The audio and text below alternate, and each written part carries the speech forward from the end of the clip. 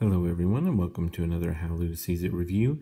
Today I am reviewing 8 Minute Empire, the digital app on my iOS iPhone. And so let's go ahead and show you what the app's like. So if we bring up a new game, there are actually two maps, these two, the Ancient Kingdom and Sister Continents, that the game will start with.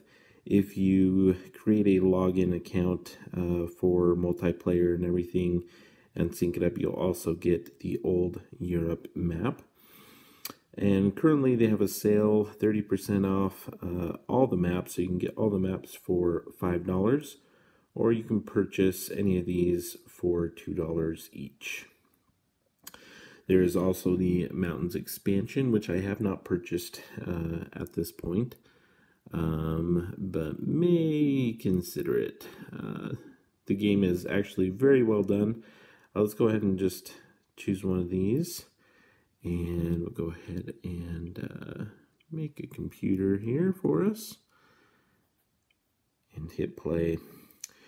So I have actually never played 8 Minute Empire in real life, so my only experience is through this digital app. So I learned the game through the tutorial, and the tutorial is very straightforward. The game is simple enough. Each game is going to start with players secretly bidding. Everyone starts with 14 gold, and you're going to bid to see who's going to go first. And you may base, you're going to base that off of some of these cards potentially of your strategy. Do you really want this ship so that you can get over to the different continents?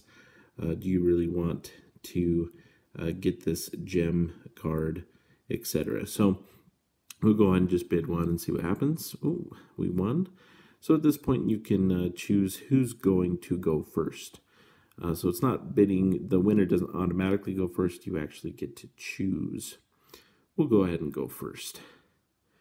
Now on your turn, basically the name of the game is Area Control. So you're going to score 1 point for each of these territories that you control. You will also score 1 point for each continent where you have the majority of the territories. You will also score points from goods. And that's, you'll see the goods represented here, as well as along the top of the cards. And when you're choosing a card, you'll notice here you will collect a good, you will have an action, and then at the bottom is how much you need to pay to utilize that card. So again, we each start with 14 gold, and that's limited resource there. You will not get any more gold to spend during the game. So you may really want one of these cards, but is it really worth spending 3 of your money to get there? Because you have to last, that money has to last you 13 rounds. If you spend all your money, you're going to be stuck choosing whatever this bottom card is every single time.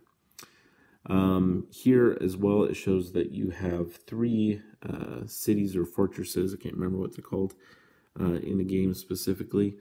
But you also have a certain number of soldiers or army units, and then your gold there. So we're going to go ahead and actually just choose this one here. And once you click on the card, you can bring it up and it will remind you what that symbology means. So with this card, I will pay 1, and I will get a lumber, and I will move troops 4 spaces on water and land. So we'll go ahead and select that, and I will move 1 here to there. That's 1 movement. 2 movements. Alrighty, and we'll just go ahead and move 3, 4. So now we're on 2 different continents, which is pretty darn good. And then we confirm our movement, which I really like digital apps that include this, because sometimes on the phone, you know, it can be a little tricky, especially with my fat fingers here, to select what I want to do. So I really appreciate this back button that allows me to confirm, yes, this is what I wanted to do. So once we confirm that, the opponent will go. So the gem card, you'll notice, is very, very good as far as goods go. And we'll show you. Let me get this a little brighter. Okay, that's better. So you'll notice the points that you get from goods are as follows. So if I get 2 lumber, then I will get 1 point. Now, if I have 4 lumber, the lumber will give me 2 points. It's not cumulative, so I'm not going to get 3 points. I will get the number of points equal to how far I've filled that goods track. So the gem, you get 1 of those, you automatically get 1 point. So looking at my options here, it would be really nice actually to build one of those cities on a different continent. And I will show you why in a moment. So we're going to build that, and that is my turn. So it was also nice because I got another lumber, which filled that up, and I got 1 point. Okay, they've built up quite the army there. I think it's time for us to gather some more troops. I'm going to go ahead and take this one, so it's not going to cost me much.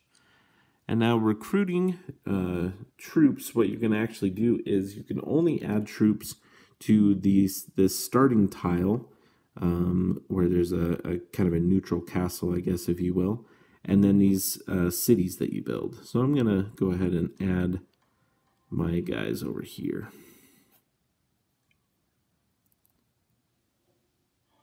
Okay, he's moving there. So again, we have movement, which is the ship and the boot. Again, there are just boot cards. So at this point, it's interesting because I'm half tempted to take this just so that he doesn't travel to a different continent. I think I'm going to do that. So we'll go ahead and do that and move. We're going to move some of these guys out. And yeah, why not?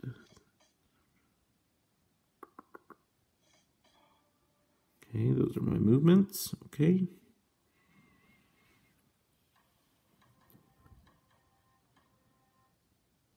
Our turn again. Okay, well, I don't know that I can hold them off by choosing the ships each time. That's going to be a little pricey for me. So let's see what else we can do. I think we need to get some more troops.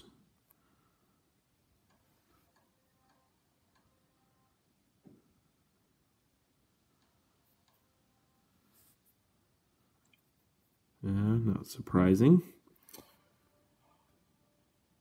Oh, but he didn't utilize that very well, did he? So he moved his troops, but he didn't move across anywhere. Interesting. Okay, so what are we going to do next? Let's go ahead and add another fortress. Maybe not. Maybe not. Maybe not, folks. Let's go ahead and do this. And let's get some more troops.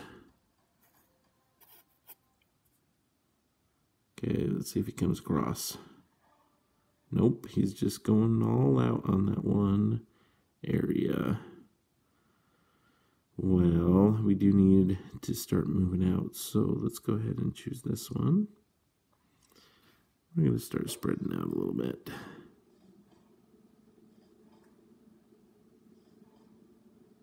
That's all our movement.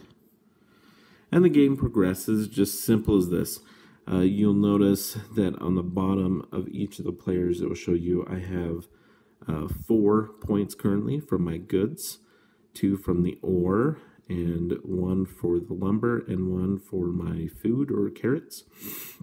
I have 2 points for continent majority. Here's one, so there's 2. And then I have 1, 2, 3, 4, 5, 6 different territories that I have majority over. I have troops over here, but I do not hold the majority there.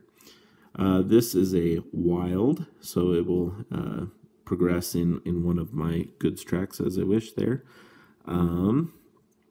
That's basically the game. You're going to choose this. You're going to go through the 13 different rounds, and whoever has the highest amount of points at the end is the winner. Let's go ahead and back out here for just a minute.